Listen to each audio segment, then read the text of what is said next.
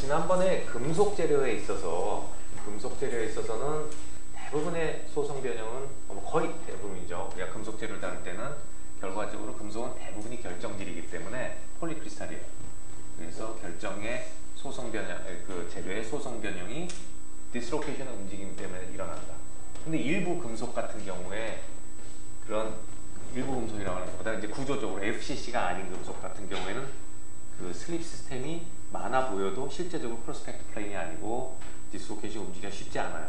그런 경우에 외부에서 응력을 가하면 뭐 다른 방법으로도 변형이 일어나는데 그게 한 가지 예를 들어준 게 이제 트윈, 디포메이션이에요. 트윈 같은 것은 슬립 시스템이 원활하지 못한데 외부에서 힘을 주니까 이 층이 이렇게 쫙 밀려 내려가서 트윈에 의해서도 변형이 생기는 걸 지난번에까지 배웠어요.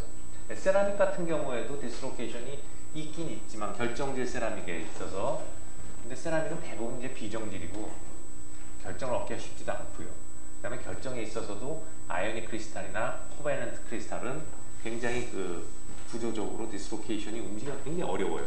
아이온끼리는 반대 차지를 같은 차지를 통과할 때 정전기력 때문에 쿨롱 인터랙션을 밀어낸다든가 또 공유결합일 때는 그 바운드 앵글 때문에 힘들다든가 이런 것들 때문에 굉장히 어려워요. 그래서 대부분이 비정질인 또 세라믹은 그래서 다른 이유에 의해서 그 소성 변형이 와요. 거기서는 이제 비스코스 플로우라고 하는데 세라믹 같은 경우에는 비정질 재료는 비스코스 플로우, 유리를 생각하면 돼요. 유리를 변형시킬 때 어떻게 보냐면 여러분 봤지만 유리를 좀 가열한 다음에 이렇게 잡아당기면 뭐 여러 가지 공예품도 만들고 할 때 쭉쭉 늘어나는 거 맞죠? 바로 그 스트레스를 주면 늘어나요. 그게 비스커스 플로우예요. 점성에 의한 플로우예요. 근데 일반 세라믹 재료는 상온에선 점성은 굉장히 점성이 크죠. 그러니까 웬만한 변형의 응력의 변형이 잘 안 일어나요. 그러니까 좀 고온이 되면 온도가 올라가게 되면 세라믹은 이제 유리가 그 생각하기 좋은 예인데 그런 다른 이유 비스코스 플로우에 의한 변형이 일어나요. 점성 변형, 그러니까 비스코스 플로우에 의한 엿이 이렇게 엿을 매달아 놓고 온도를 가하면 자연히 쭉 늘어나지 않는 자체 하중 때문에 늘어나는 거죠. 그런 변형이 생길 수가 있어요. 그러나 우리가 배우는 지금 8장에서의 변형은 거의 대부분 이제 디스로케이션의 무브먼트에 의한 변형을 얘기하고 있어요. 자, 그러면 결과적으로 재료가 강하다. 스트렝스닝 메커니즘이에요. 강하게 하려고 하면은 결과적으로 뭐냐? 디스로케이션 못 움직이게 해야겠죠. 탄성 변형은 가다가 다시 응력을 제거하면 오지만 소성 변형은 모양이 바뀌어 버린다는 거예요. 결국은 뭐 때문에? 디스로케이션이 움직이기 때문에. 그럼 디스로케이션 움직임을 방해하면 되겠죠. 원인을 알았기 때문에 그걸 방지할 수 있는 방법이 생겨나는 거예요. 여기 보면은 책에는 이제 세 가지인데 사실 grain size hardening, grain이라는 거 우리가 배웠어요. 그 입도 강화라고 그러나 grain size hardening이라는 게 있고 strengthening이랑 hardening이랑 같은 용어예요. grain size strengthening 해도 마찬가지예요. 강화시켰다는 거예요. hardening도 재료가 단단해졌다는 거니까 같은 뜻을 쓰여요. 그래서 위에는 strengthening mechanism이라고 써 있는데 여기는 hardening으로 바꿨었지만 저건 grain size strengthening 해도 마찬가지예요. 그 다음에 solid solution hardening, solid solution strengthening 같은 얘기가 되겠어요.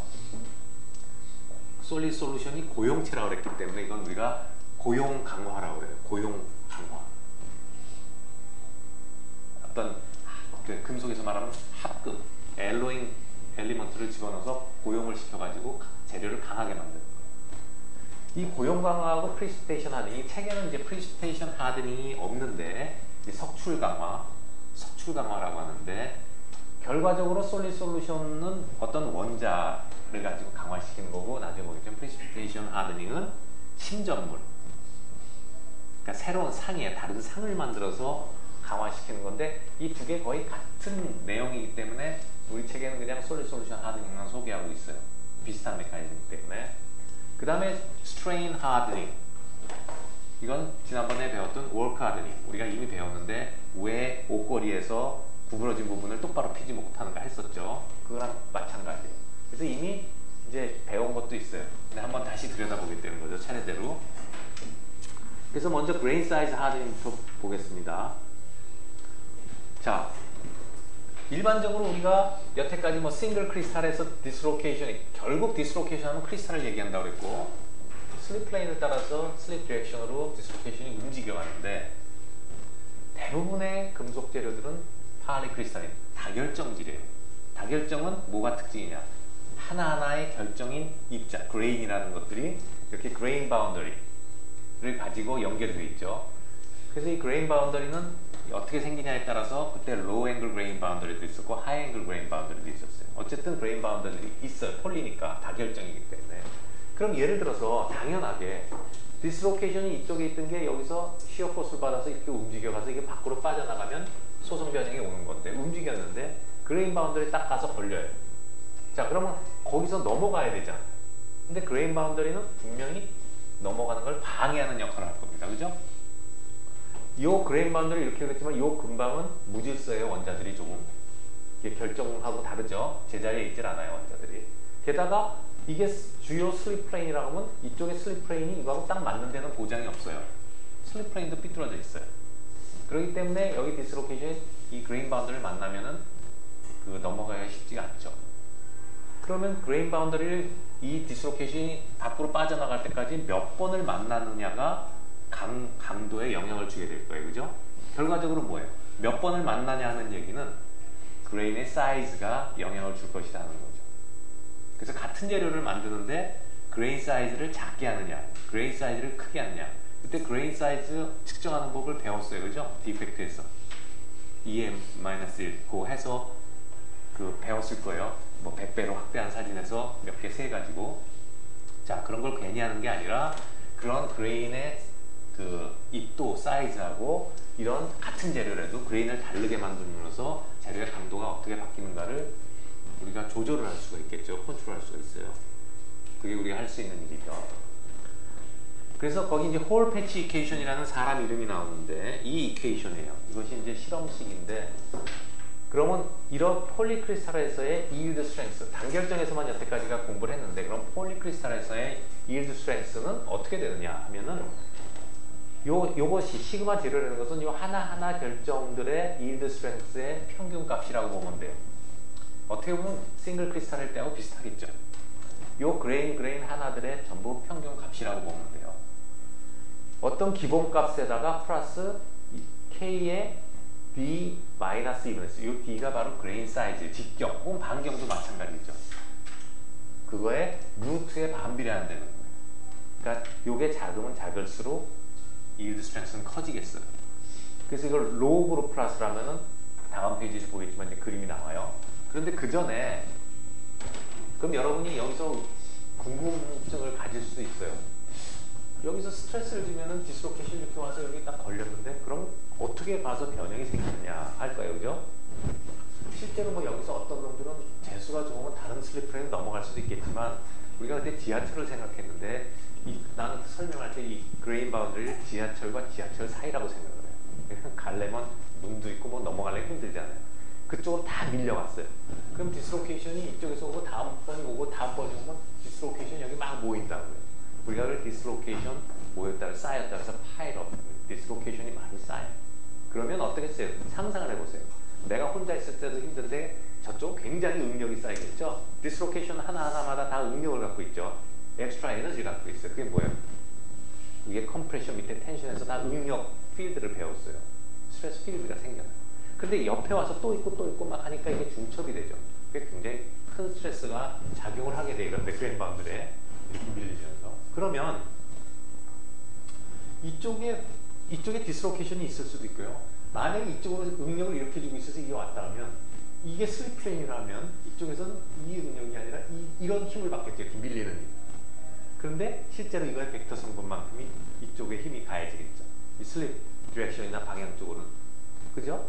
그래서 이렇게 힘을 받게 돼요. 근데 이게 점점 쌓이다 보면 이쪽에 힘이 점점 받는 힘이 커지면 어느 순간에 이 힘이 크리티컬한 스트레스를 넘게 되면 이쪽의 디스로케이션도 움직이겠죠. 플러스 내가 이렇게 생각해요. 여기 완벽한 크리스탈이지만 이쪽에서 응력이 딱 오면 이쪽에서 응력을 받을 거 아니에요? 그럼 이 원자들이 이게 딱 끊어지면서 이게 디스로케이션이 생길 수도 있는 거죠. 그래서 내가 저기서 손잡이를 다 갖고 있다가 이쪽에서 넘어오니까 밀려가지고 손잡이를 놓치면 내가 디스로케이션이 되는 거죠. 그런 디스로케이션이 막 움직여요. 그래서 굉장히 복잡하지만 그런 식으로 해서 파일럿이 되는 것들이 여기 스트레스를 굉장한 가중을 시키고 그것이 옆에 그레인으로 옮겨지고 그러면서 그쪽에서 새로 생기기도 하면서 또 퍼져나가 그러면서 쫙 가요. 어쨌든 그렇게 가는 것이 아무것도 없이 움직이는 것보다는 힘이 든단 말이죠. 그레인 바운더리가 자꾸 이렇게 막는 역할을 하니까. 그래서 이러한 식으로 주어지고요. 이걸 그려보면은 여기 뭐 카파징크에 대해서 그렸지만 여기서 그려보면은 우리가 이런 모양,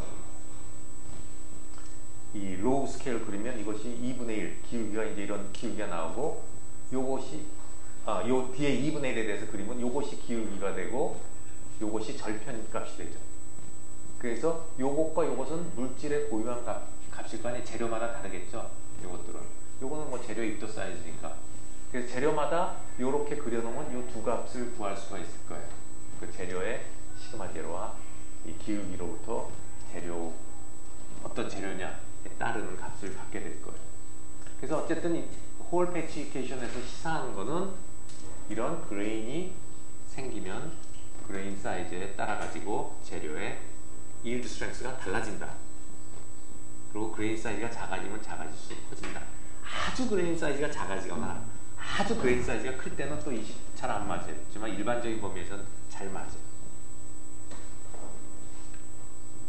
자, 그래서 이것이 그레인 사이즈 하드닝인데, 그러면 그레인 사이즈는 우리가 나중에 11장 가서 공부를 하겠지만 어떻게 해서 컨트롤이 가능한가 하면 여기 한 예를 보여준 게 있어요.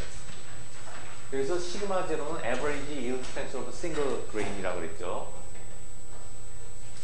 K는 이제 컴플렉스 파라미터라고 해서 물질에 해당하는 그 고유한 물질에 따라 달라지는 값이에요.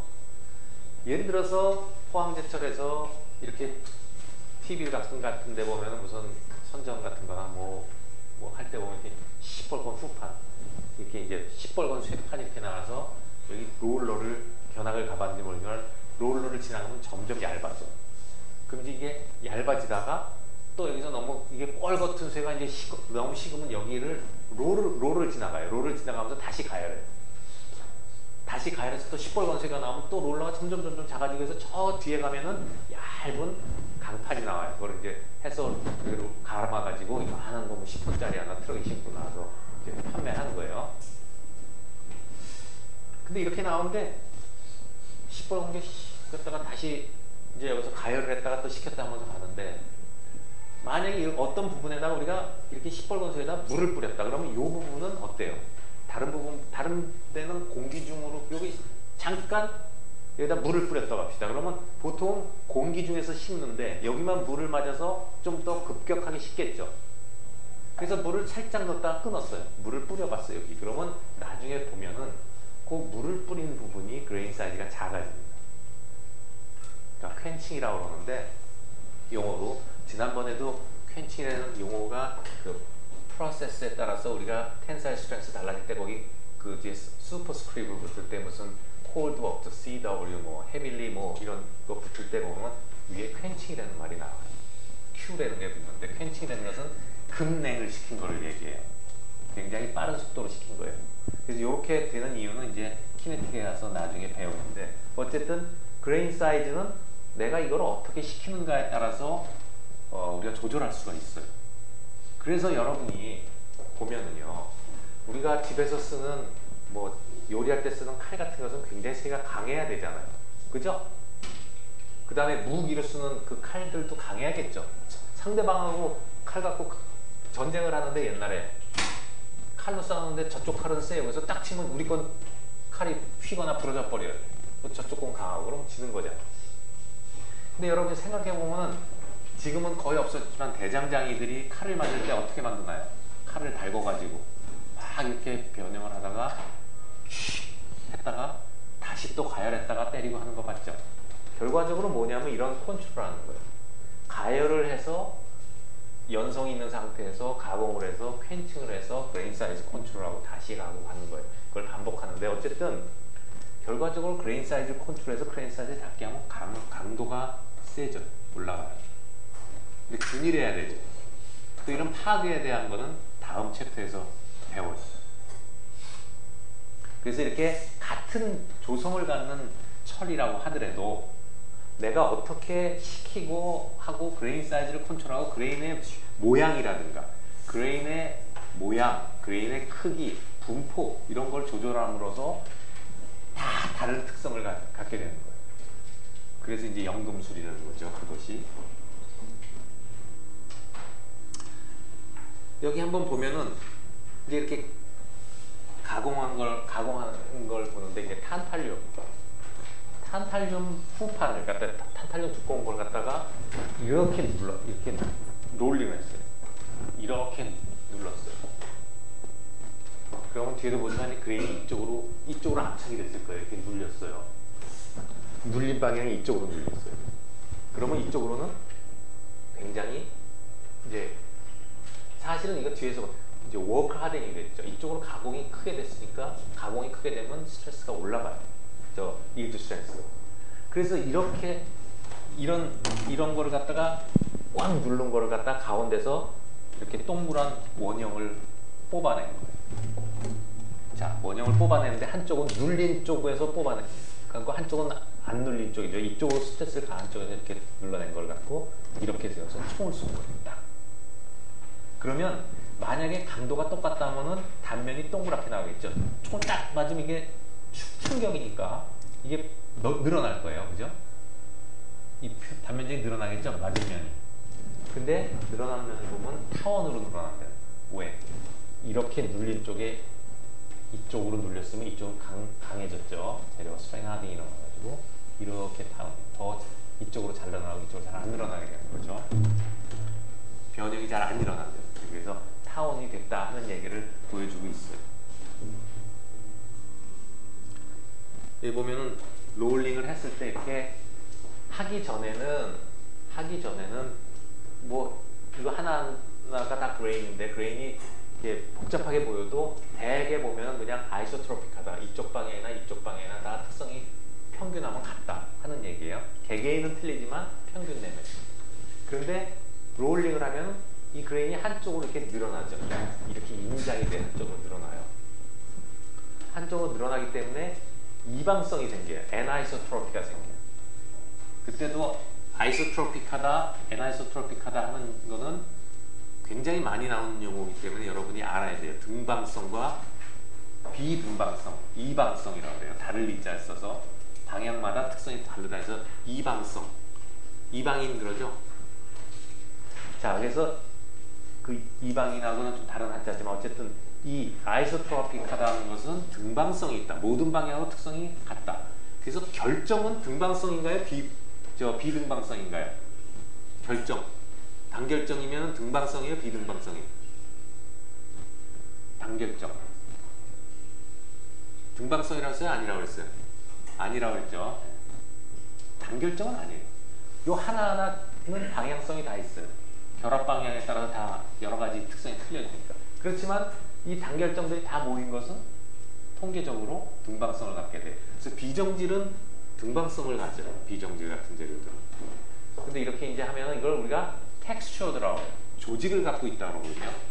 현미경 사진을 봤을 때 어떤 이런 게 아니고 어떤 우리가 의도적으로 이렇게 만든 걸 조직이 있다고 그래요. 그러니까 섬유도 이게 어떻게 날줄과 C줄을 해서 짜느냐에 따라서 이게 조직이 있다고 하거든요. 마찬가지로 이런 재료도 어떻게 가공을 했느냐에 따라서 이게 조직이 있느냐 없느냐를 현미경으로 확인을 해요. 그리고 이런 조직을 우리가 임의적으로 만들어내요. 왜? 특성이 달라지기 때문에. 그래서 우리가 텍스처, 우리 이 조직이라는 거하고 똑같아요. 섬유의 텍스처라고 해요. 이 조직이 저 조직을 잘 컨트롤해서 이제 우리가 원하는 특성의 재료를 얻는 거예요. 자, 두 번째가 스트렝스닝 메커니즘, 두 번째가 솔리드 솔루션 하드닝, 고용 강화. 고용체를 만드는 거죠. 고용체라는 것은 다른 원소를 집어넣는 건데, 예를 들어서 정상적인 레티스에 어떤 원자들이 쫙 한 종류의 원자가 있을 때 작은 원자를 하나 집어넣었다고 합시다. 이게 치환형으로 들어갔다고 해요. 그럼 이 자리에 원래 정상적인 원자라면 뭐 큰 게 들어가야 되는데 작은 게 들어왔죠. 그러면 어떻게 되겠어요? 작은 게 들어오면 일반적으로 이쪽에서 이런 스트레인 필드가 생겨나겠죠. 여기는 거꾸로 보면 이게 작은데 이게 큰 게 들어간 것처럼 보니까 여기는 이렇게 밀어내고 여기는 당기는 텐션이 이쪽으로는 밀어내려고 할 거 아니에요. 그죠? 저쪽으로. 콘토가 그렇게 생겼죠. 그죠? 이렇게 정상적인 레티스가 이렇게 돼 있었다면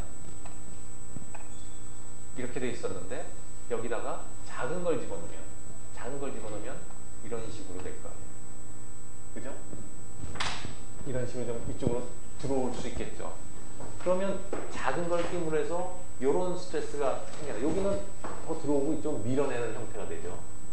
그럼 이 부분에 디스로케이션이 있다면 디스로케이션은 그때 디스로케이션이 있을 때 여기는 어떻게 해요? 컴프레션이고 이쪽 근데 디스로케이션이 시어를 줘서 일로 가려고 하면 이쪽에 이런 스트레스 성분이 어떻게 해서 오는 걸 방해하겠죠?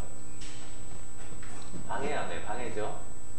여기 끼어 있는 셈이잖아요. 여기 작은 게 들어가니까 여기가 상대적으로 이쪽으로 밀어내려고 하겠죠. 근데 이게 가려고 하면 이 밖에 응력을 줘서 이 디스로케이션이 이게 없었다면 이제 가는 건데 이놈 때문에 이런 응력이 생겨가지고 방해를 받게 될 거예요.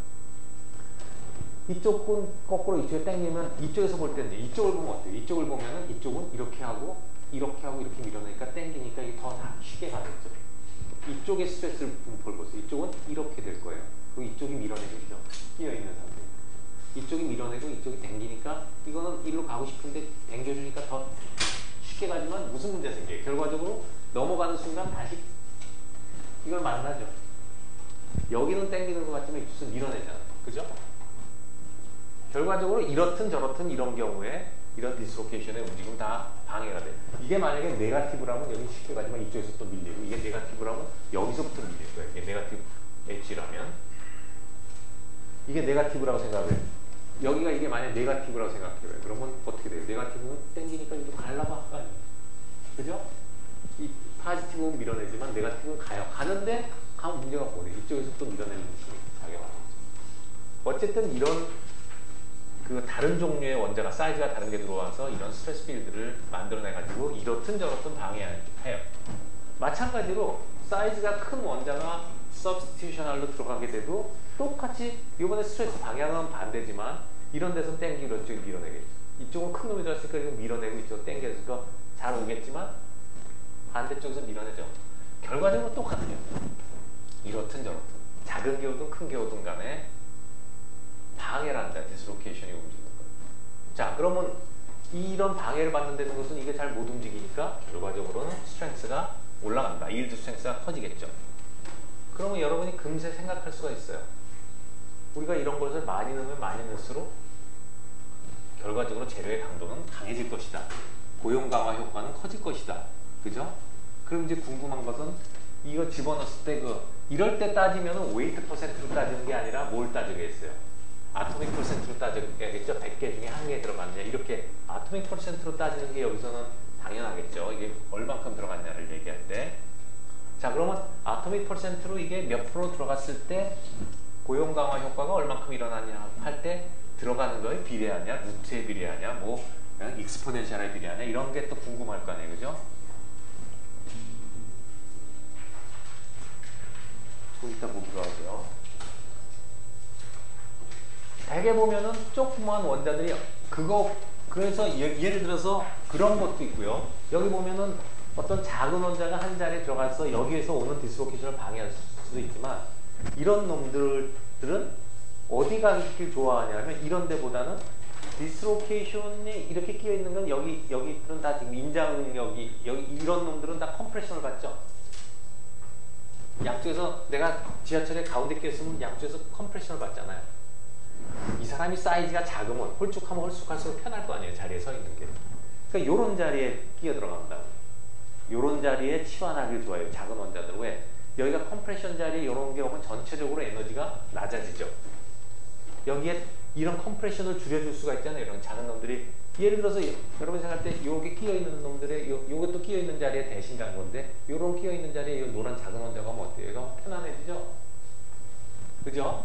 그래서 이렇게 디스로케이션에 가서 이런 원자들이 들어가면 사실은 이렇게 되면은 엑스트라 에너지가 줄어드는 거죠. 에너지가 좀 더 안정한 쪽으로 가는 거잖아요. 에너지가 안정화되는 얘기는 에너지가 안정화해서 움직이기는 더 어려운 거죠. 에너지가 불안해야지 움직이려고 하는데 에너지가 안정해졌다는 얘기는 디스로케이션의 입장에서 볼 때 이게 움직이기가 더 힘들어졌다는 얘기예요. 스트레스에. 알겠어요?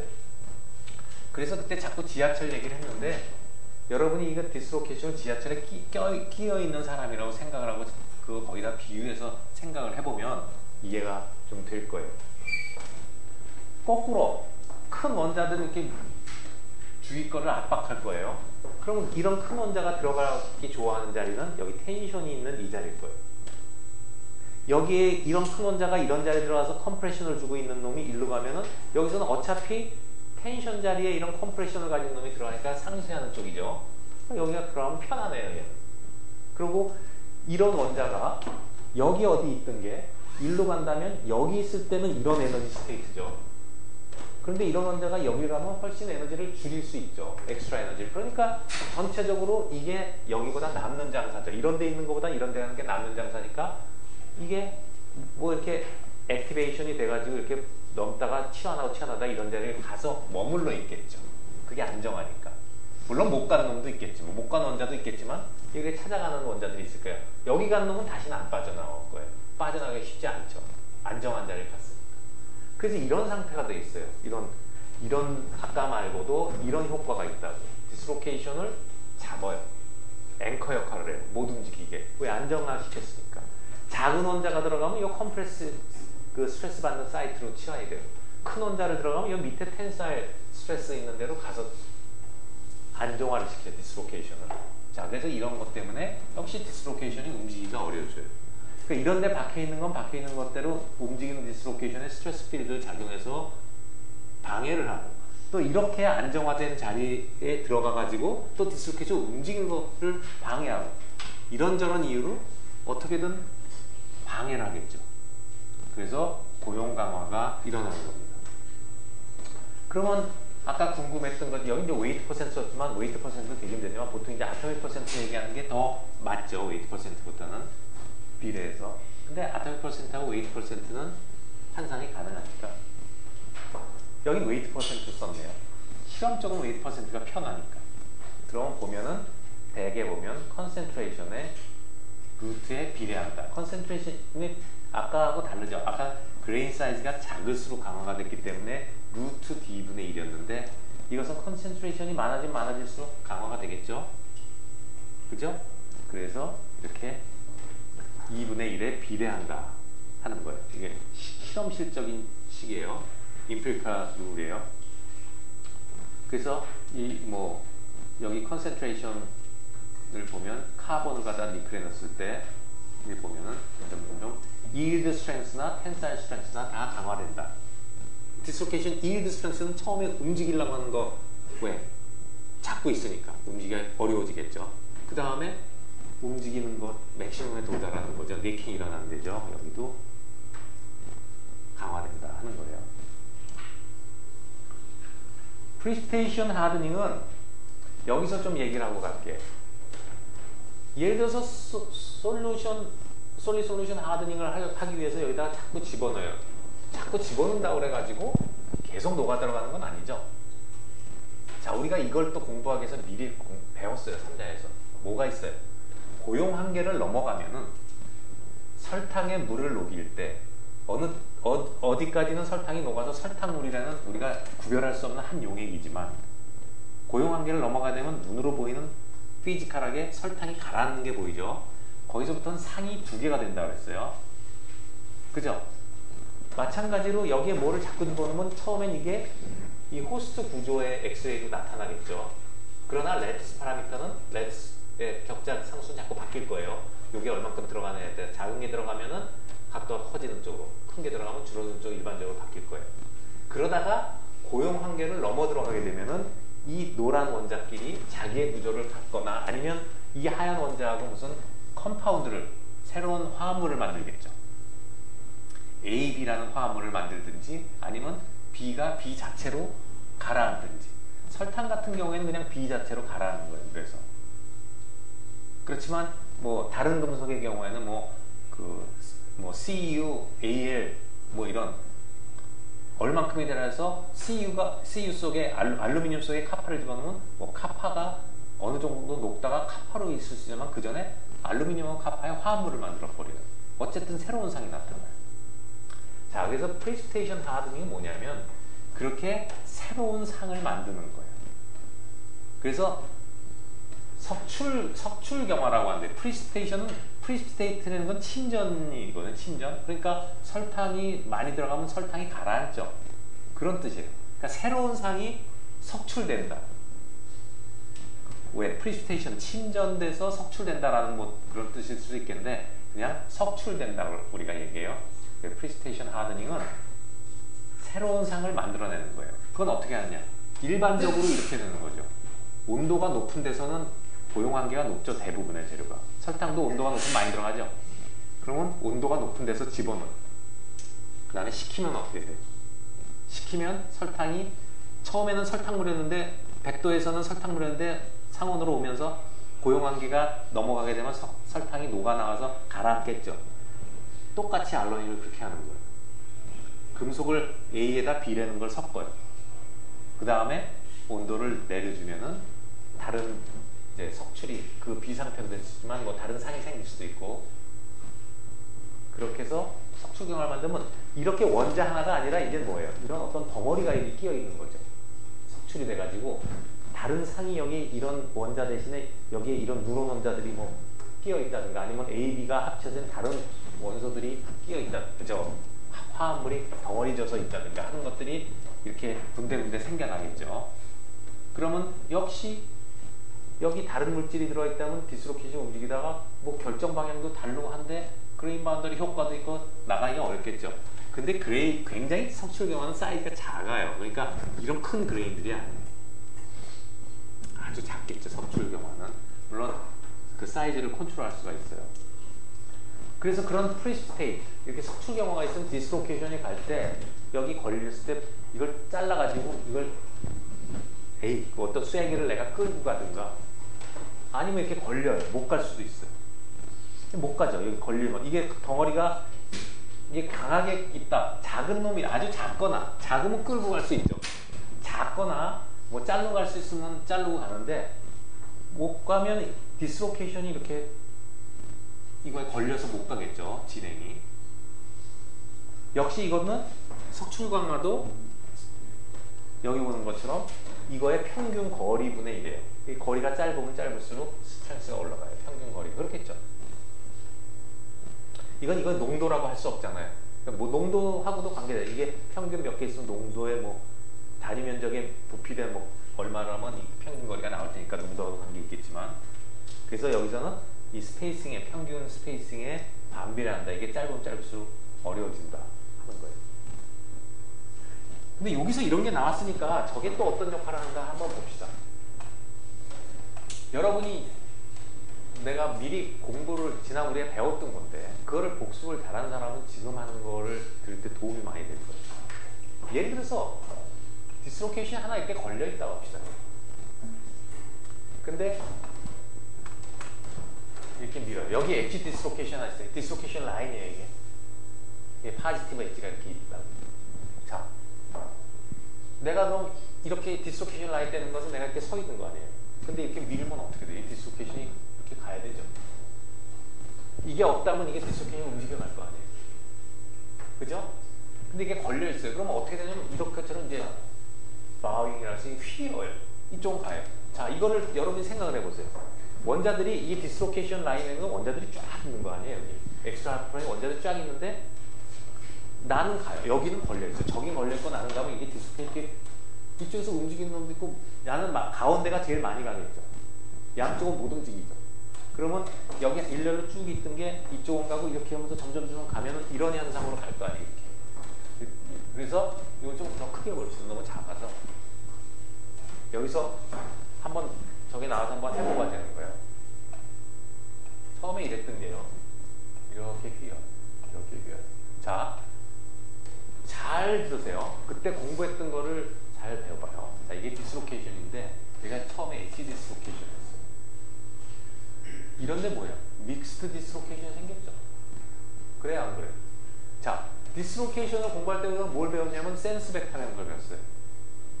이렇게 봅시다. 센스 벡터가 이렇게 있다고 봐요. 이렇게 들어가죠. 자, 이렇게 점점 되면요, 이쪽에 이렇게 반달처럼 됐다고 합시다. 그럼 이쪽에 뭐예요? 이쪽에 센스 벡터하고 여기가 디스로케이션이 엣지 디스로케이션이라는 것은 여기하고 이 버거스 벡터하고 이 센스 벡터하고 90도라는 얘기죠. 여기서 버거스 벡터는 어떻게 됐어요? 버거스 벡터는 이렇거나 이렇게 돼 있을 거예요. 버거스 벡터는요. 그죠? 방향이. 맞아요? 버거스 벡터하고 센스 벡터가 90도가 되는 게 엣지 디스로케이션인 거 배웠어요? 안 배웠어요? 배웠죠? 자, 그런데 여기서는 어떻게 돼요? 버거스 벡터는 디스로케이션이 하나 정의되면은 버거스 벡터는 어디서나 버거스 벡터 똑같다고 그랬죠? 그럼 이 디스로케이션 하나죠, 이거 계속. 그럼 여기선 버거스 벡터 역시 이런 방향이나 이런 방향인데 여기선 센스 벡터가 어때요? 평행이죠. 그럼 뭐예요 이게? 스크류 디스로케이션이 되겠죠. 받아 적을 것도 없어요. 여러분이 가서 해봐야 해. 내가 설명하는 걸 쓰는 게 중요한 게 아니에요. 이해를 하는 게 중요해요. 써서 뭐래요? 그럼 다음번에 내가 또 그 자리에 있어서 알려줘야 돼요. 여러분이 이제 스스로 해야 되니까. 그런데 봐요. 센스 벡터를 이렇게 잡았으면 이렇게 걸어 들어가는 거니까 이렇게 센스 벡터의 방향이 여기지만 이쪽에서는 센스 벡터 방향이 이렇게 옵니다. 거꾸로죠. 이렇게 걸어 들어가니까. 접선 방향이. 그죠? 그런데 이쪽에서 만약에 이랬다면 이쪽이 무슨 레프트 핸드다 그러면 이쪽은 뭐겠어요? 라이트 핸드 스크류 디스로케이션. 거꾸로죠, 방향. 평행인 건 맞는데. 맞아요? 자, 이게 계속 가면은 어떻게 되느냐? 이런 식으로 됩니다. 계속 되면은 자꾸 퍼져나가요. 이렇게 퍼져나가야 되죠. 이게 계속 봤죠, 그때? 이렇게 되면은 이 스크류 디스로케이션은 이쪽으로 움직여 가야 돼요. 자꾸 이리로 가요. 이게 성분이. 90도 성분. 그럼 이게 가면은 여기에 걸렸으니까 이런 성분이 나오죠. 이런 성분이 나오면 어떻게 돼요? 여기 또 엣지 성분이 있어요. 그럼 이거 어떻게 하냐? 이쪽으로 움직여요. 그럼 결과적으로는 자꾸 이런 식으로 가다가 이런 식으로 가요. 자꾸. 자, 그러다가 어떻게 되냐면 점점 커져가지고 이렇게 됩니다. 그래서 만나요, 둘이. 이게 처음에 이렇게 됐던 게 점점 여기서 90도가 되면 그 다음에 이게 밀려나가면 이런 각도가 될 거 아니에요. 스크류 디스로케이션의 스트레스를 이렇게 받으면 밀려나가는 거 아니죠? 이게 일로 나가면 저거는 반대 스크류 사이드가 저쪽으로 갑니다. 이렇게 하나 가서 저는 하나 가요. 그러면 이런 사선이 모양이 생기면 여기서 또 엣지 성분이 생기는데 이 사선 모양은 이건 네가티브 엣지라 이쪽으로 움직입니다. 센스 벡터를 가지고 보면은 네가티브 벡터라는 걸 알 수 있어요. 그럼 이건 이쪽으로 움직여요. 그러니까 이쪽으로 자꾸 내려가는 성분 때문에 이렇게 처지기 시작해서 점점 그래서 결과적으로 이렇게 닿아요. 그럼 여기 닿으면은 가서 보면 알겠지만 이쪽 성분을 보면은 이게 닿을 때 보면 이 파지티브, 그러니까 레프트 핸드 스크류하고 라이트 핸드 스크류가 두 개가 만나게 돼. 센스 벡터가 따지고. 반대가 만나면 어떻게 돼? 버거스 벡터 똑같은 데 반대로 만나면 완전한 크리스탈에서 없어져 버리죠. 만나면 여기 완벽한 크리스탈이 돼. 그럼 이렇게 돼가지고 요게 다시 이렇게 펴지면서 이렇게 되고 요거는 잠깐 줄어들어서 점점 줄어들어서 다시 이렇게 됩니다. 요 안쪽에 있던 게 이렇게 이 스트레스 때문에 그래서 이렇게 돼버려요. 밖에 거는 요게 살살 펴져서 이렇게 됩니다. 하나의 원이 돼요. 자, 그러면 처음에 이렇게 시작했는데 지금 밖에서 이렇게 수시어를 주잖아요. 그것 때문에 하나가 생기고 다시 원상이 됐죠. 그럼 또 이놈이 어떻게 해요? 다시 또 만들어내요. 그래서 결과적으로는 처음에 여기 하나 있던 게 계속 만들어냅니다. 이게 하나의 이제 디스로케이션이 스트레스를 받아서 움직이면서 생겨난 하나의 예예요. 이런 것은 저기 프리스테이션 하드닝 같은 것도 될 수 있고 디스로케이션만 움직이다 보면 서로 실타래가 엉켜서 디스로케이션 못 가는 부분도 여기에 해당할 수 있어요. 여러 가지 그리고 이런 고정단이 생겨나요. 그러면 그런 데서 스트레스를 받으면 계속해서 현미경으로 보면 전자현미경으로 이렇게 보면서 스트레스를 주면은 진짜 디스로케이션 속도가 굉장히 빠르거든요. 이게 퍽퍽퍽 하면서 이렇게 검은 선들이 팍팍팍 퍼져나가는 게 보여요. 이게 프랭클 리드의 소스라고 그러는데 디스로케이션을 증식하는 하나의 방법이에요. 그러니까 디스로케이션이 그냥 숫자가 가만히 있는 게 아니라 소송 변형을 하면 디스로케이션 움직이면서 서로 겹치고 막 만나고 하면서 막 생겨납니다. 그래서 가공 강화가 가능한 거예요. 아까 말한 스트레인 하드닝이 그래서 생겨요. 디스로케이션이 점점 많아지는 거예요. 막 생겨나요. 그 중에 하나가 이런 예인데 이거를 이해하려면 센스 벡터하고 이 버거스 벡터하고의 관계를 알아야 돼요. 지난번에 공부할 때 잘 이해했던 사람은 집에 가서 이걸 보면은 이렇게 된다는 걸 알 수가 있어요. 지난번에 공부를 안 했던 사람은 이걸 또 몰라요. 앞으로 계속 그럴 거예요. 앞에 걸 모르면 여기서 이 과목에서만 끝나는 게 아니라 3학년 가서 나오면 몰라요. 4학년 가서 나오면 또 몰라요. 근데 한번 공부해서 이해한 사람은 4학년 때 이해를 해요. 그러면 아는 게 또 넓어지죠. 4학년 때 가면 더 넓어져요. 이미 아는 거에서 자꾸 붙여가니까. 여러분의 선택이에요. 그래서 이렇게 프리시피테이션 하드닝 같은 것은 뭐 드랄루밍 같은 거, 또 항공기 재료는 특히 항공기 재료 같은 데는 항공기 재료는 우리가 고려해야 될 게 specific strength라고 해요. specific strength. specific이라는 말이 앞에 붙어요. 항공기 재료를 할 때는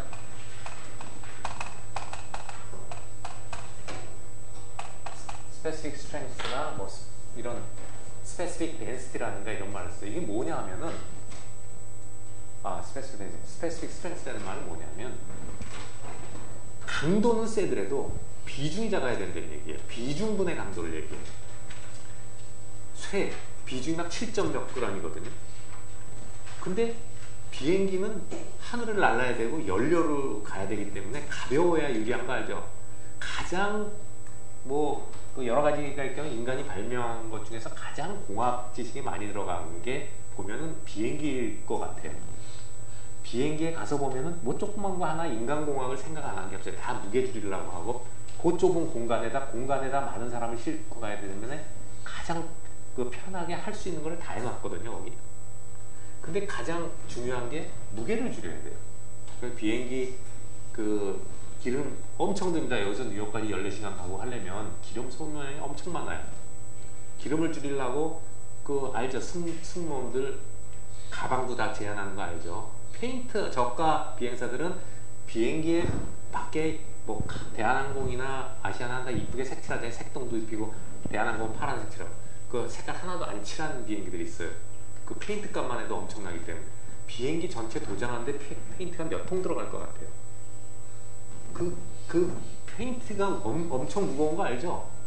페인트 수천 통 들어갈 거예요. 아마 비행기 하나 다 칠하려면. 그러면 그 페인트 무게는 또 누가 감당해요? 그 기름이 감당할 거 아니에요. 페인트 값대로 들어가고. 경비를 줄여야 될 거예요. 그죠? 자, 그래서 알루미늄을 계통을 쓰는데 알루미늄은 문제가 뭐예요? FCC 구조예요. 알루미늄 가볍거든요.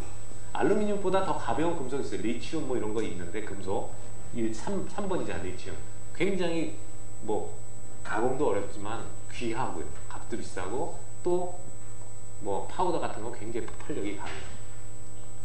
그래서 결과적으로 이것저것 따져보면 금속 중에서 알루미늄이 OCR, 지구상의 세 번째 많은 원소예요.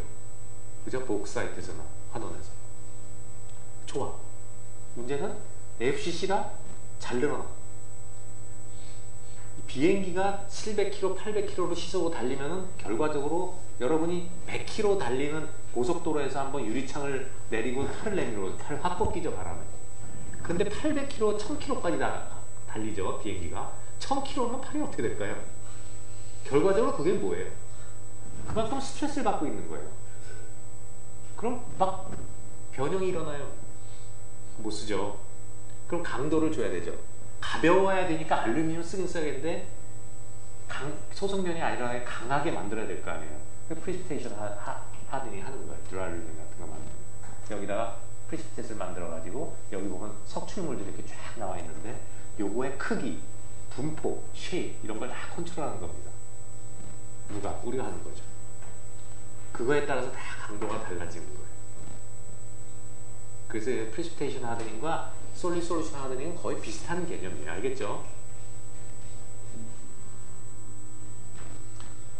이것도 이제 나중에 가면 이제 14장에서 배우게 되는데 가공하는 건데 그 재료를 가공하는 거예요. 모양을 만들어내는 거예요. 가공이 되는 것은 모양을 만들어내는 거예요. 여러 가지가 이제 forging, rolling, drawing, extrusion. 뭐 금속을 가공하는 법 중에 대부분 나와 있어요. forging, 단조라고 하는데 이렇게 비둘여서 만드는 거예요. 이건 틀에다가 알루미늄 캔, 콜라 캔 있죠? 코카콜라 캔. 이런 플레이트 갖다 놓고 이 구멍 뚫린 이런 모양에다가 이렇게 놓고 위에서 퍽 때리면 쭉 들어가면서 한 번에 이런 컵 모양이 나와요. 연성이 그만큼 좋기 때문에 딱 때리면 쭉 나와요. 그 콜라캔을 잘 보세요. 이렇게 되고 윗뚜껑이 됐어요. 근데 리사이클이라는 스틸 통조림, 복숭아 통조림 먹는데 스틸로 된 것들은 보면은 한 통으로 밑에 안 돼 있고 옆에 띠 같은 걸로 붙여놓은 걸 옛날 건 볼 거예요. 그것은 이렇게 마른 거예요. 왜? 한 번에 이렇게 하면 깨져버린다고요. 연성이 좋지 않아서. 그 연성이 좋은 것들은 이렇게 가공성이 좋아지죠. 이런 게 이제 forging이에요. 이런 틀에다 놓고 밖에서 틀 모양대로 빼내는 거. 롤링 아까 봤죠. 포출해서 점점 그 뭐 냉열 혹은 그 강판들 아변 강판들 만들 때 롤링에서 나오는 거예요. 콜드 롤링과 핫 롤링이 있어요. 여기 지금 콜드 롤링을 얘기하는데 이제 온도, 이게 몇 도에서 하느냐에 따라서 콜드 롤링과 핫 롤링이고 그거의 기준은 대개 0.3 TM. 그때 멜팅 템퍼러처는 켈빈, 절대 온도로. 그거 밑에서 가공하면 우리가 콜드 워킹, 그러니까 냉연 가공이라고 하고, 그 다음에 핫 롤링은 이제 그 위의 온도. 그럼 0.3이 왜 자꾸 나오냐? 이제 다음 시간에 배우는 이 8장의 마지막 리크리스탈리제이션에서 그 얘기를 하게 돼요. 어쨌든 롤링 되었고, 드로잉은 철사줄 뽑는 것 같은 거예요. 여기서 이런 구멍에다가 뭘 빼놓고 이쪽에서 쭉 잡아당기는 게 인발 쫙 잡아당기면 철사가 쫙 나오죠.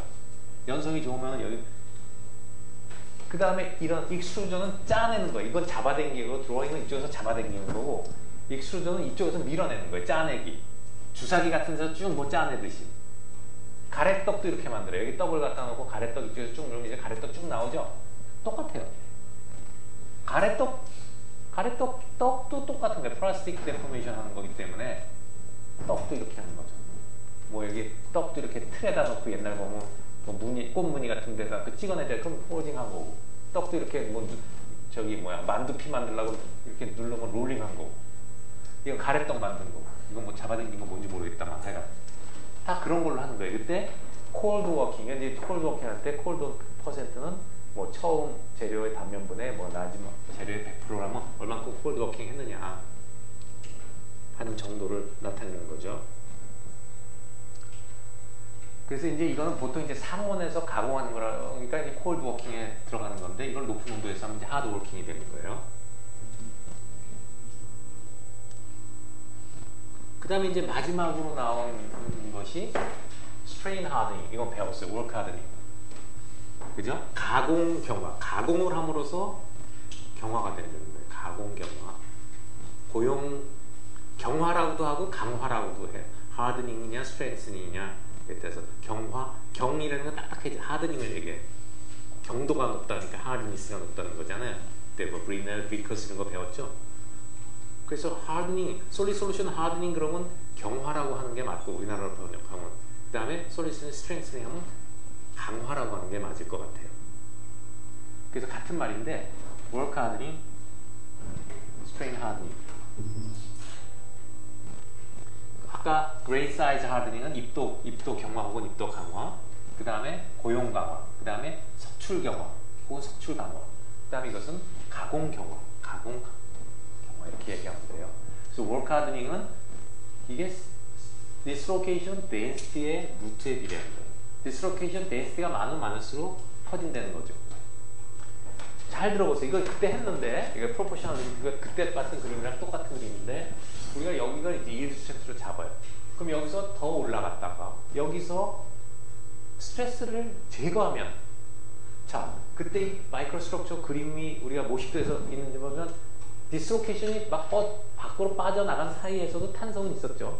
그럼 그 탄성만큼이 때려면 얘는 탄성의 특성이 이게 탄성을 나타내주는 커브죠.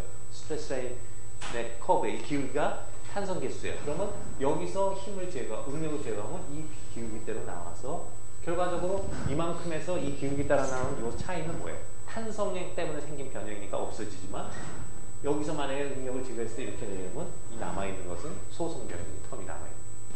그러니까 이 지점은 여기서 여기까지는 여기 0.0이지만 yield strength까지는 탄성 변형이라고 보니까 없다고 보는 거죠. 근데 그 후에는 소성 변형이 생겨요. 자, 지금처럼 아까 얘기했지만 소성 변형이 생겼다는 것은 디스로케이션 제자리를 못하고 이 reversible 혹은 unrecoverable, 그러니까 회복이 안 되는 거예요. 디스로케이션이 빠져나가 버렸어.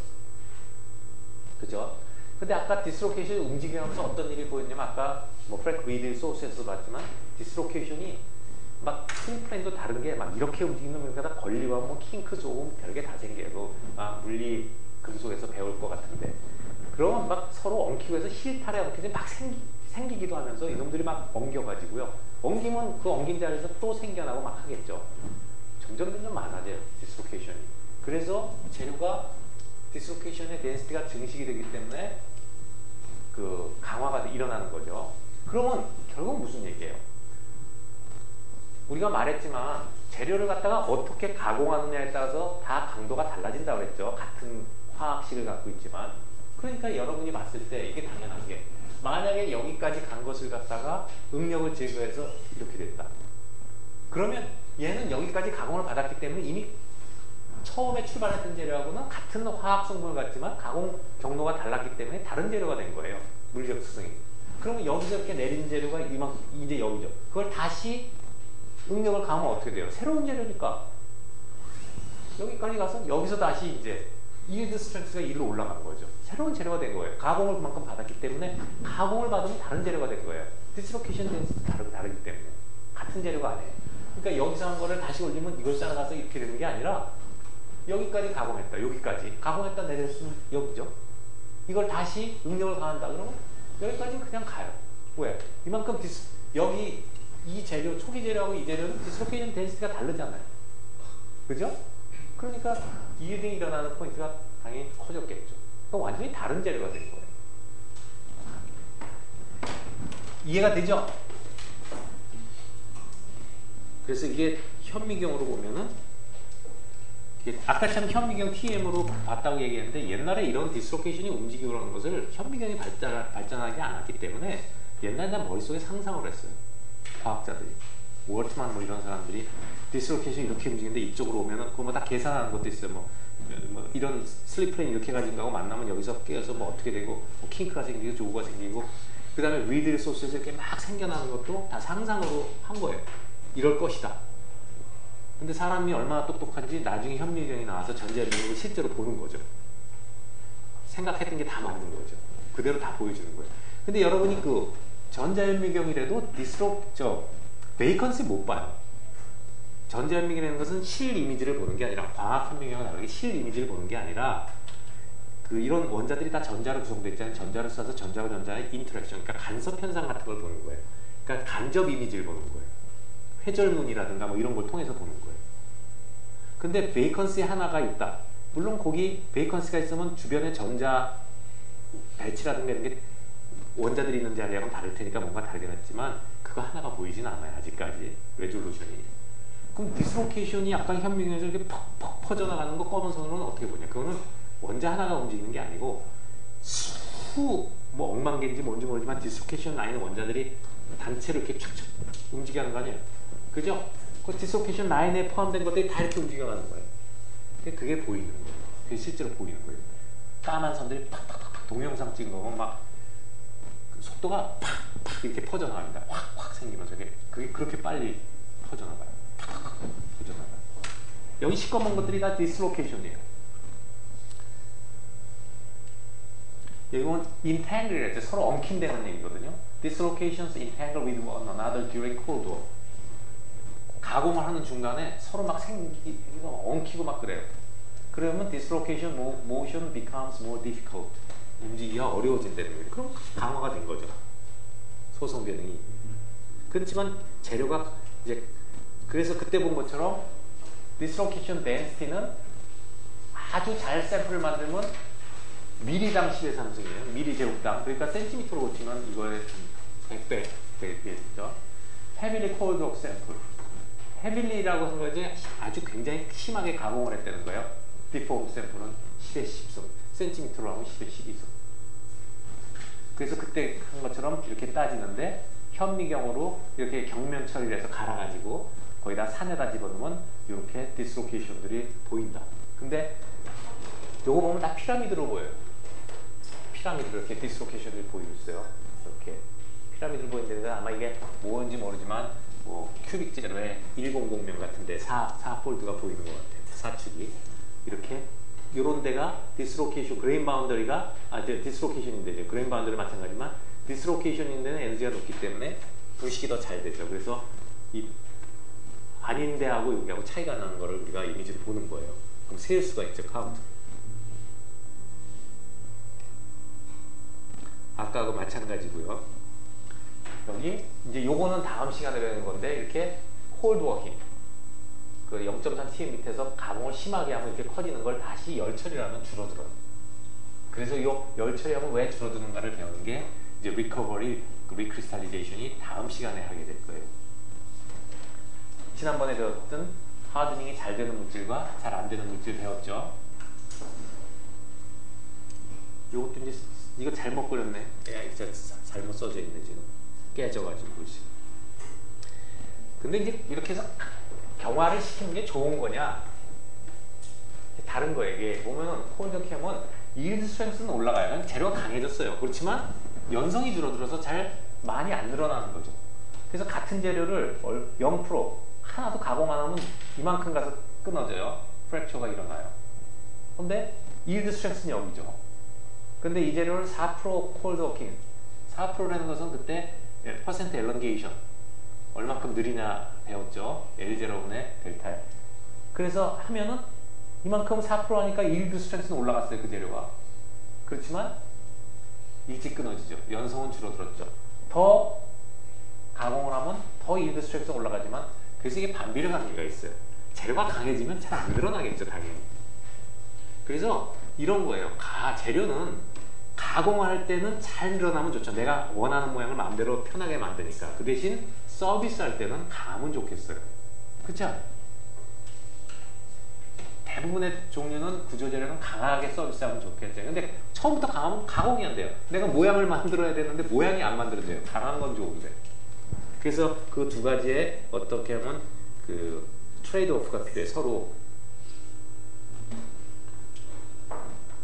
역시 디스로케이션이 있으면 이제 디스로케이션 이런 때문에 이거 엑스트라 아이템 때문에 당연히 여기 이런 게 올라오면 밀어내겠죠. 디스로케이션이 있으면 디스로케이션 움직이기 어렵다는 얘기를 하는 거예요. 없으면 잘 가지만 이런 게 있으면 내가 사람이 하나 이렇게 서 있는데 저기서 하나가 올라오면 더 힘들 거 당연하죠. 자, 이거 보면은요 하나만 봅시다. 여기는 빈자리죠. 여기는 차 있죠. 여기 빈자리면 텐션이 있죠. 여기 컴프레션이 있죠. 이렇게 오면 도와주죠. 이게 오는데 도와줘요, 안 도와줘요? 여기는 꽉 돼 있죠. 디스로케이션이 여기에요. 여기서부터 있어요. 엑스트라 프레임. 여기는 끼어 있잖아요. 여기는 비어 있죠. 이게 오면 도와줘요, 안 도와줘요? 도와주잖아요. 근데 이쪽은 싫어하겠죠, 위는. 여기서부터 이 위는 싫어하죠. 자, 그럼 이게 땡기는 힘이 있으면 올라고 하고 이거는 밀고 하는데 어떻게 경합을 할까요? 이런 걸 공부해요, 물리 금속에서. 대충 이게 45도 선일 겁니다. 45도보다 이거하고 이거의 디스로케이션이 이건 45다 작으니까 밀어내. 45다 크면 이 위에 있으면 이것이 더 해서 땡겨올 수도 있어요. 그런 스트레스 필드를 막 계산하고 공부하고 그럴 거예요. 어쨌든 여기서 보면은 비슷한 슬립 플레인이 비슷할 때 보면은 이런 게 있으면 당연히 밀어내겠죠.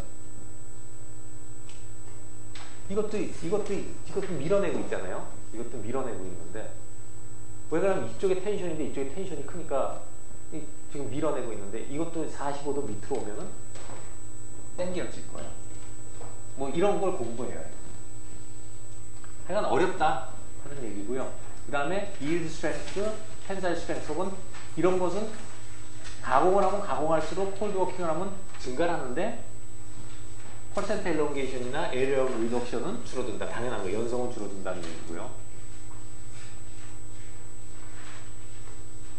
그래서 여기 보면은 이렇게 콜드 워킹을 단면적이 이렇게 줄었으면 35.6% 했을 때 보면은 이건 실험 데이터들인데 해면은 yield strength 증가하고 tensile strength도 증가하는데 연성은 안 했을 때보다 30몇 프로 하면 이만큼 올라가고 여기도 이만큼 올라가는데 연성은 이만큼 떨어진다 하는 얘기를 하고 있으면 당연한 얘기입니다.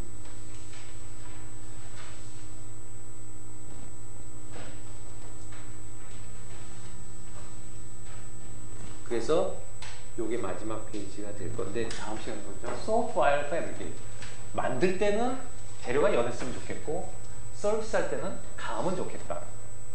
그래서 뭐 여러 가지 있는데 이제 우리가 요런 이 공정 방법을 통해서 이런 것을 우리가 연금술사가 돼서 컨트롤할 수 있다는 얘기예요. 그래서 다음 시간에는 요런 용어하고 이제 여기 보면 0.3TM이 나오기 시작하죠. 리커버리가 뭐냐, 그러니까 하드워킹은 어떻게 해서 디스로케이션이 없어지느냐 하는 것들을 이제 배우게 되는 게 요 다음 시간에 할 일이고요. 그것은 나중에 이제 11장을 배울 때 다시 나오게 됩니다. 키네틱을 배울 때. 그러니까 다시 나온다는 게 중복돼서 나오진 않지만 지금 공부를 해두면 나중에 11장 할 때 도움이 될 거예요. 2학기 때 첫 챕터가. 자, 그래서 오늘은 가공, 여러 가지 경화, 그러니까 스트렝스 메커니즘, 가공 경화, 육도 경화, 사출 경화, 고용 경화에 대해서 알아봤습니다. 자, 수고했습니다.